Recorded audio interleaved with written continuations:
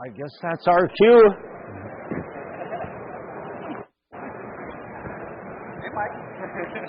Good morning, everyone. Welcome to Coverings 2022. I am Mark Heinlein with the National Tile Contractors Association, and I'm here on the Installation Innovation stage. If you can hear the sound of my voice, get on over here to the Installation Innovation stage. We're kicking the show off right. We're going to do some substrate prep on floors and walls, and I have here with me Mr. Matt Wellner of the NTCA and Mr. Chad Jones of the NTCA. We've got an all-star team. We're going to be working on flattening with some substrates for floors and walls. And here's what we're going to do. We've got our module here, and we're going to check our module for substrate flatness on this wall and substrate flatness on this concrete floor. And we're going to do our work always based on tile industry standards, methods, and best practices, and of course, manufacturer instructions. Particularly today and all week, we're going to be focusing on the NTCA's reference manual. The NTCA's reference manual is made by our technical committee, which is about 50 members strong. They debate and produce documents that are designed to help the tile contractor, tile installer, tile professionals in every aspect of tiling. So today, we're going to be working on Chapter 2, Substrates and Substrate Prep. Let's get to it. Matt, could you come in and check our wall substrate for flatness?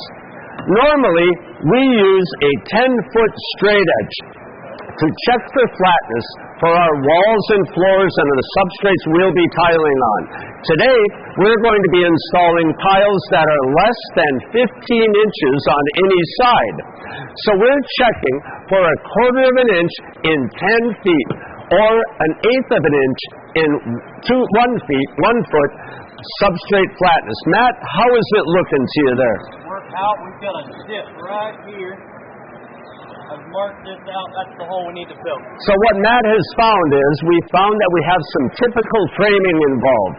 In other words, one of our studs is kind of bowed. It's not a big deal, it happens, we all know lumber isn't perfect. That's okay. We have a way to correct that. And what Matt did is he mapped out our wall and found that we have a dip right in this area.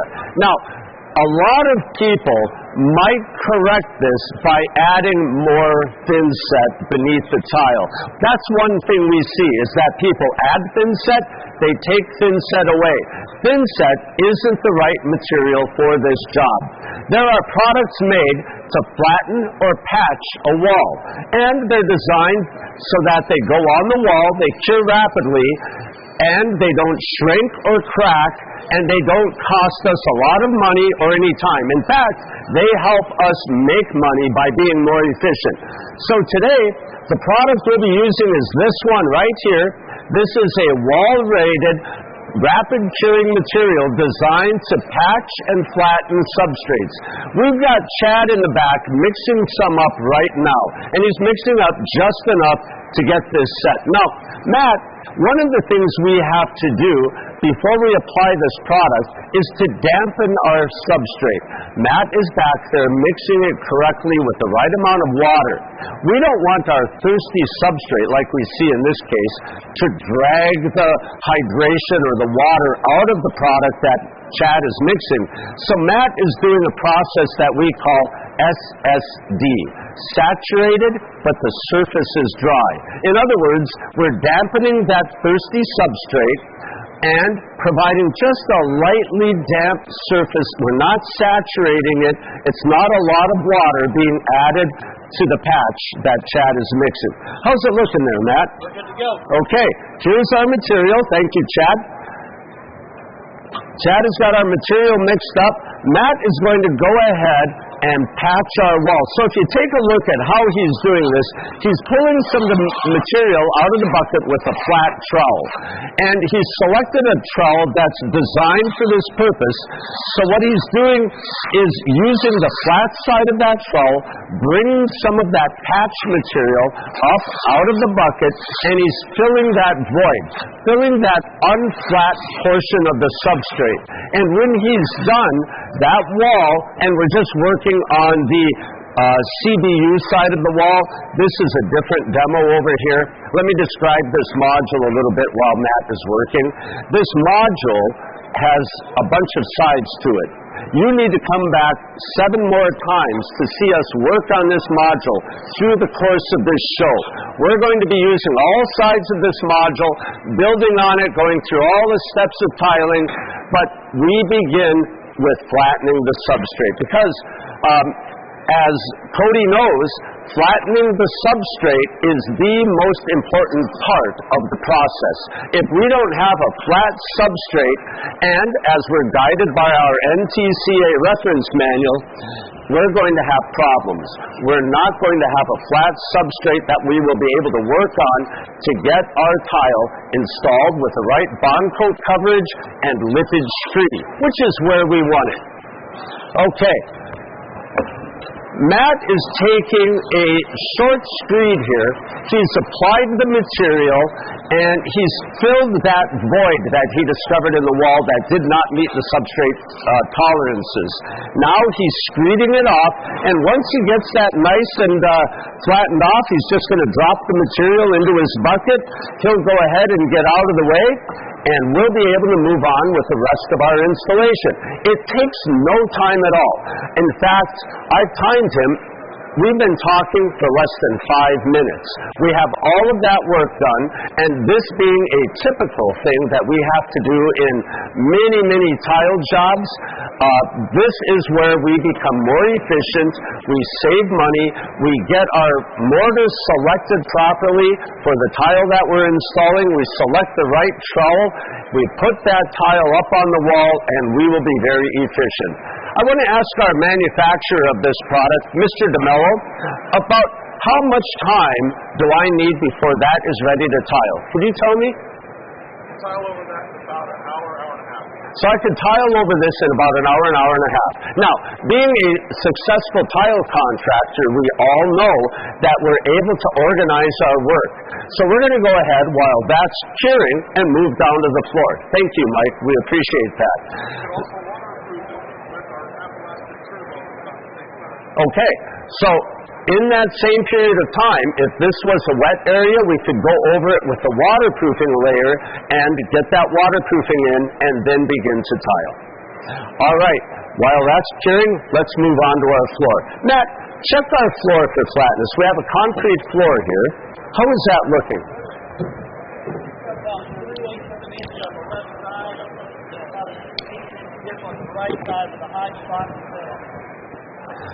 So what he's finding is that our floor substrate is not flat. Again, we're setting a smaller tile on there, and we're flattening that substrate to meet the tile industry standards. And that standard for this tile less than 15 inches on a side is 1/4 of an inch in 10 feet. Obviously, we do not have that sort of... Hey! I'll take care of this. Chad, what are you doing there, man? Just grind it down, right? Well, Chad, hold it right there, man. What do you got there? What is that thing? I got a big old grinder. I'm going to grind the floor. So you're going to grind the floor with that to take down that big hump that Matt found? Yeah. Well, hold it right there, Matt. Chad. Hold it right there. So, first of all, that could work. That would be a method to get that hump ground out of the floor. But you got some problems here. First of all, we have to be concerned about OSHA's airborne respirable silica regulation. Do you guys know about that?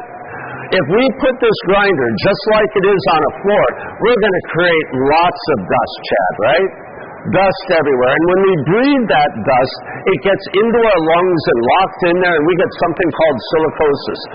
So there's actually a law, a regulation in place that we need special controls. We need a dust collection device connected to a high efficiency vacuum that this can be connected to and collect that dust. We don't have that set up. We don't have any guards on that, Chad. Chad, you don't have any gloves, you don't have any hearing protection, you don't have any safety glasses, so we're going to have to send you back to training and get you up to speed. But that is one way to flatten the substrate. How about we go a different way today? Let's work on that used to be called self-leveler. You remember that stuff? Levels itself? Yeah, levels itself, he's saying. Why don't you get rid of that, set aside, and let's talk about this product, the next one that we're going to use, called flowable hydraulic cementitious underlayment. That's a mouthful, right? That's the new name in the tile industry standards for this material. You probably have heard it called self-leveling underlayment. Well, because there's no self about it, it doesn't work on its own. It needs a little bit of a helping hand. They've changed the general terminology for this material. It's now FHCU, flowable hydraulic cementitious underlayment. And we have some of that material right here. This is the one that we're going to use to make our floor flat, and it's going to have probably the side effect of also making it level. There's a difference between flat and level. Our industry standards require flat, they don't necessarily require level. So, what we've done already is we have applied a primer. Chad, could you show us the primer that we applied? The material that we're using requires this particular primer to be applied. Now, I mentioned that we follow manufacturer's instructions for all of the different products we use. The manufacturer instructions on this material tell us to dilute it to a certain amount, apply it to our thirsty substrate, allow it to cure, and we did that yesterday. We came in this morning and we applied a second coat to make sure our primer was absolutely correct. So we've done that. We've corrected it. We haven't corrected it. We've applied our primer to the substrate. So now we're ready to look at doing a pour. We're going to be doing a pour with these tools, Chad. First of all, if you don't have one of these mixing barrels, you need to get one. You need the right tools for this job. We've got a mixing drum that we'll be using to mix up to 3 bags of material. We're only going to mix 1 bag today for the amount of material we need. We're going to be using this type of paddle that comes with the drum, and it's designed to meet the shape or conform to the shape of the barrel. Matt, what do you have there? We've got pre-measured water for the exact amount required for that bag of flowable hydraulic cementitious. Matt has pre-measured the water.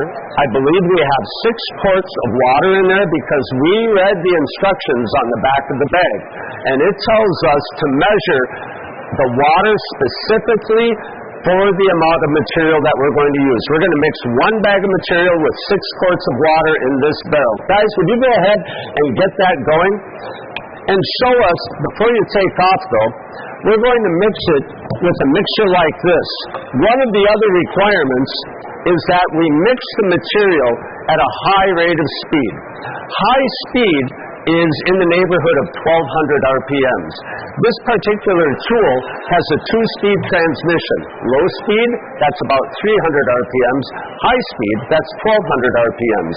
That high-speed shearing action is what we need for that cementitious product to break up all of the cement molecules and allow them to connect together to perform very well with the load conditions to support our tile installation. Did I say that correctly? More. Shearing the polymer. There's polymers in there.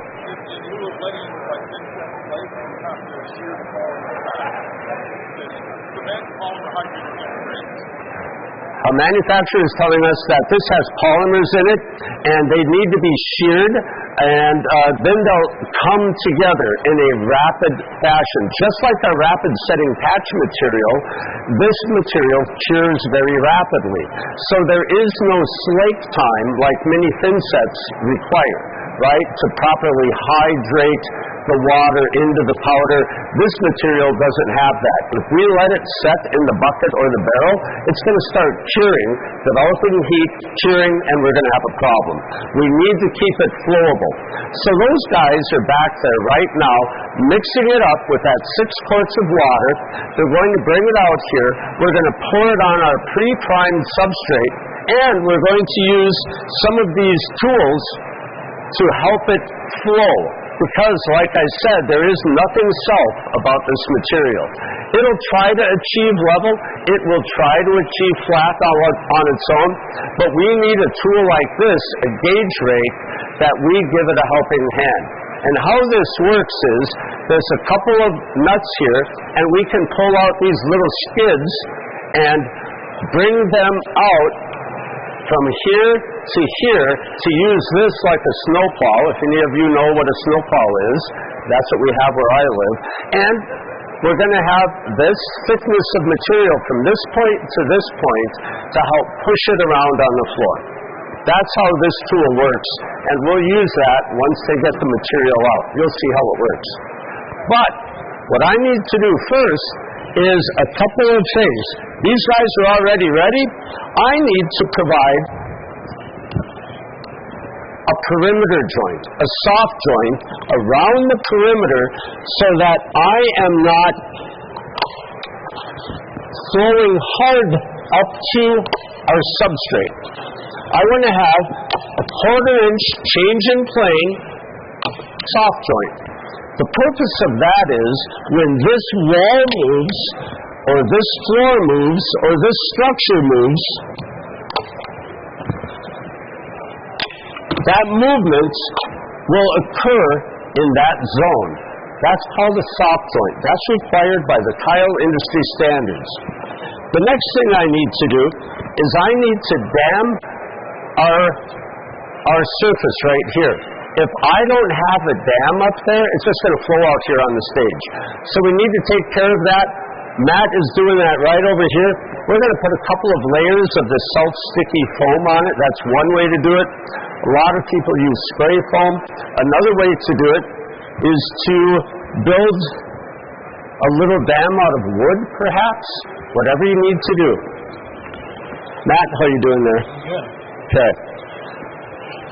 One nice thing about our primer is that having it ready, this material can stick right to the primer and perform a great seal. There you go.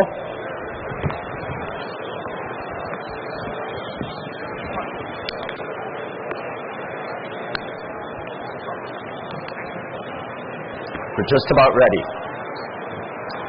Now, when you look at our guys, Matt is handling this material. He's wearing gloves.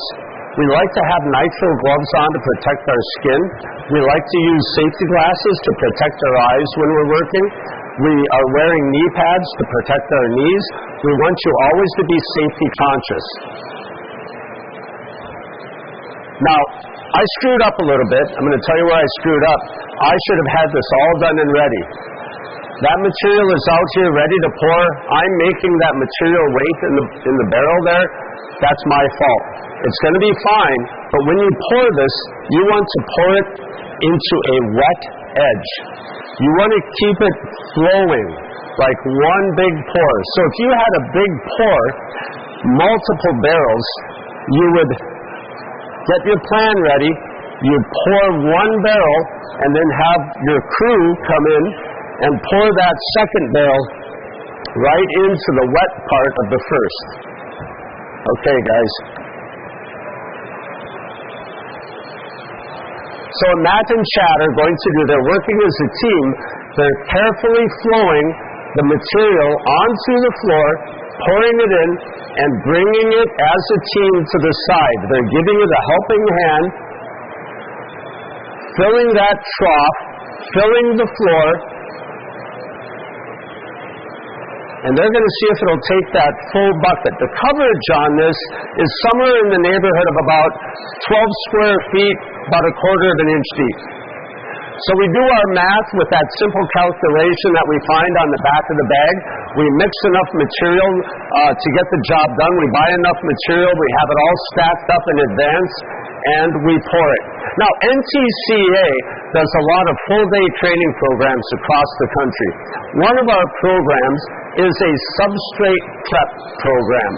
We do this on a very big pour with a lot of people and a lot of team. We not demonstrate how to do it. Our attendees actually do the work. So this device here, we've preset our measurement here for about 3/8 of an inch thick. That's what we need to accommodate the height of that hump that's in the middle of the floor. So they got this in here, and I'm going to give it a bit of a helping hand to move it to where it needs to be.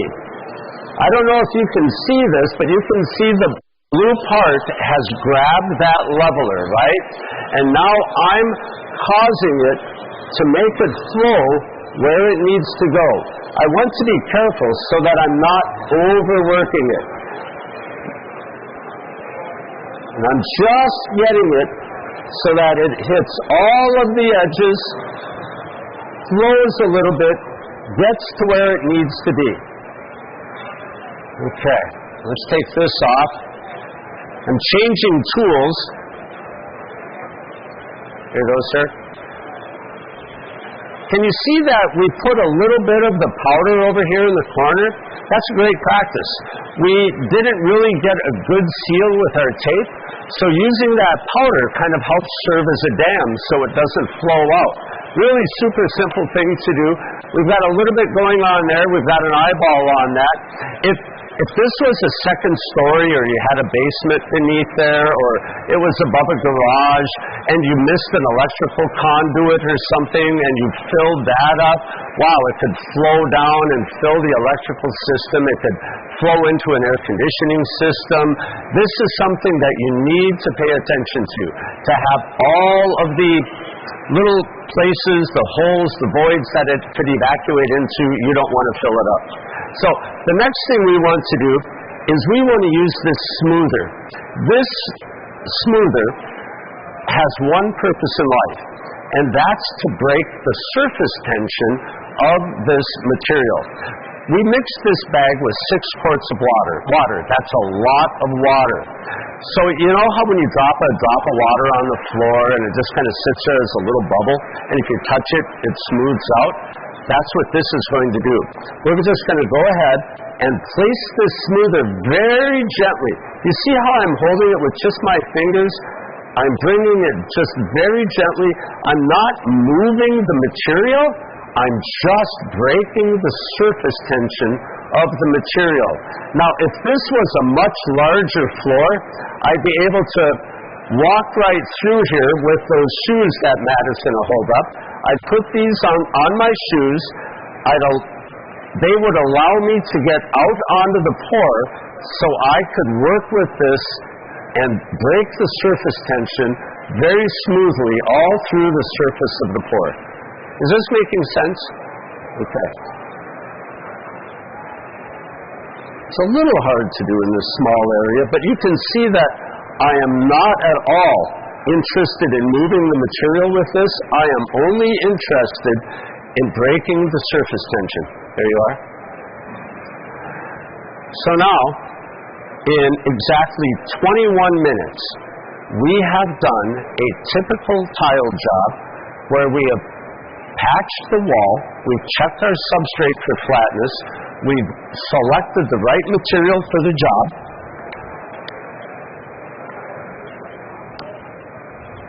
we've applied that material, we've filled that hole, it's curing, it's already starting to set up, and we're going to have a nice flat substrate to tile on our wall, and it's going to be ready to go at about the same time that our floor is ready to go.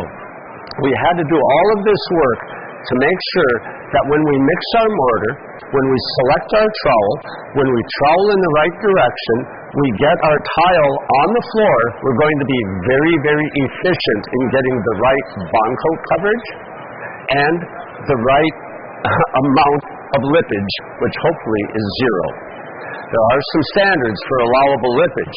We don't want to have any if we can help it. It all begins with the substrate. We need to make it flat first before we begin to set the tile. And this is the process.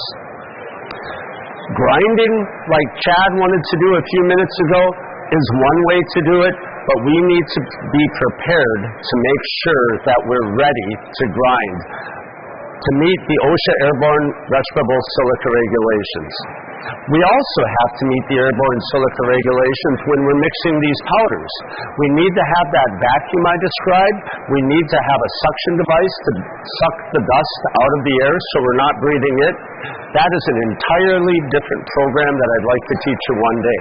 So pay attention to our NTCA training schedule. Come out and see us and we'll be able to discuss that. I think that's about all we have. Mr. Walfeller, you have a question?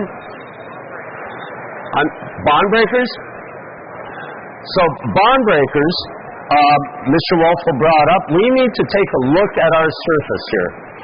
If there's something on our substrate that is going to get between our bond coat and our substrate and the back of a tile, or beneath our underlayment that we just poured, they need to be removed. So a bond breaker could be something like on a concrete floor like ours, could have been a curing agent that went into that concrete floor. Or it could have been a primer that was put on the surface, or some sort of sealer put on the surface, like, I don't know, just a concrete sealer that inhibits our bond coat, our thin set mortar in this case, from attaching to our substrate. That's called a bond breaker. We don't want a bond breaker. We want to bond. We want to have both a mechanical and a chemical bond between our thin set or our bond coat and the substrate and the back of the tile. So we need to check our substrates for bond breakers. If you come back to one of our future episodes up here on this module, we're going to show you that we do have some bond breakers that we're going to have to deal with. Matt, could you point to our bond breaker on this module? That's a problem. So he said we've got some excess drywall mud right there. We built this module to show you a bunch of different things that you need to come back and see. This part of the drywall has been done correctly. When we got over here, not so correctly. We've got some troubles on that side. Great question. I hope I answered that. Anybody else have any other questions? Guys, do you have anything to add? We covered everything? All right. So I would love for all of you to come over to the NTCA booth. We are with the National Tile Contractors Association. This is our NTCA reference manual that our technical committee puts out. We have the chairman of our technical committee back here. Guys, could you raise your hands, please? Hey, Dan, Niall, James. These people right here care very much about you and the tile industry and your success. Come over to our booth, meet them, learn more about the NTCA, learn about the tile industry's methods, standards, best practices. Come meet Chad, come meet Matt, go over there, meet Rob, and the rest of our team. We'd love to have you. So we want to welcome you again to Coverings 2022. Come back again. Stay tuned for the next demo that's coming up, and we'll be hitting the stage 6 more times with our module. Let's see it get to finish. Yes, sir, what do you have? All right.